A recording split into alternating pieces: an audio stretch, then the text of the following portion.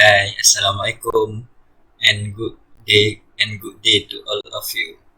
First of all, my name is Ahmad Usamah bin Muhammad Zaki, and I'm from Group 5.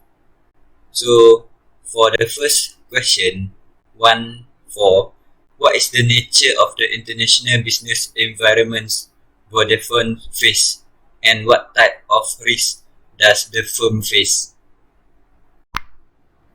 So, first of all, international business environmental nature for Vodafone is still competitive, and this status present a significant challenge to them.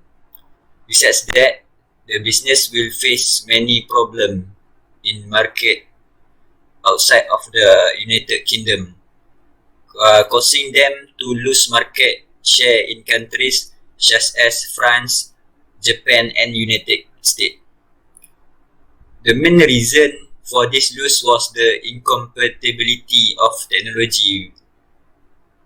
This is also referred to as a country danger. Besides that, Vodafone face a business challenge because in most countries around the world, there were an estimate 3 mobile service provided by 1998. Telecommunication firms were initially prohibited from operating in most parts of the world due to EU monopolies. So that's all from me. Thank you. So the question 1.5 asks you whether how has Vodafone benefit from expanding abroad? What types of advantages has the company obtained from its international expansion? What advantages acquired overseas can help Vodafone maintain its leadership in Europe? Due to these expansion policies, Vodafone has benefited internationally as they have become the second most highest rank in telecommunication service internationally. The 2015 figures shows that Vodafone has served 60 countries in telecommunication and have millions of users worldwide. Vodafone has greatly benefited from this growth in terms of profit and sales because they have widened their customer base. As their revenue increase, they also have the chance to dominate the European market. According to Bender and Royce 2015, Vodafone will have other advantages such as there will be exposure to other international markets, they will have new cultural contacts, and it can improve or boost their company's name. Assalamualaikum and hello everyone. My name is Muhammad Zulhusni bin Ahmad Fazil. The question for 1.6 is what is underlying rationale for Vodafone's expansion strategy to invest in the number 2 operator of a target country instead of the incumbent number 1? The reason why is because the company or Vodafone took more than 40 partnerships and joint venture.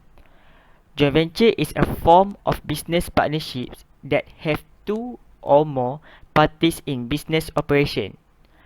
Vodafone also having more than 24 subsidiaries. Vodafone also have over 3 telecommunication companies operating, so they will be difficult in this sector.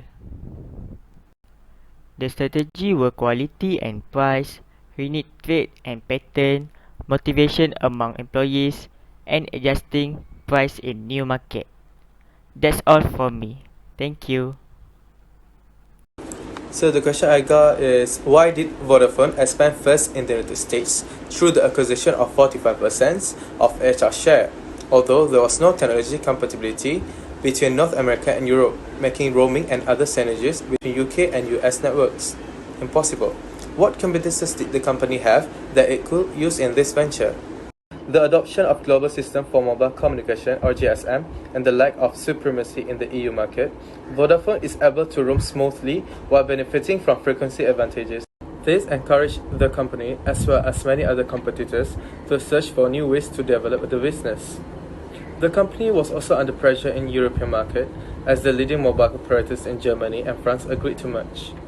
With the growing mobile revolution in the United States, France, and Japan, the company will use various types of market strategies to attract more consumers to use its services.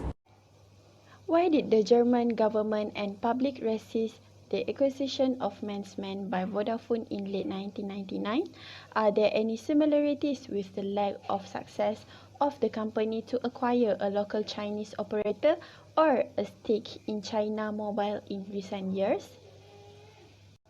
The reason being, Mannesmann was merged, or in another word, they are in partnership negotiation with two heavyweights of the industry, which was Hong Kong's Hutchison Whampoa and France Vivendi.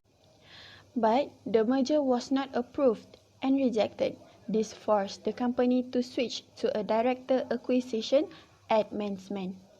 This resulted in the company owning more than 50% of the Vodafone company.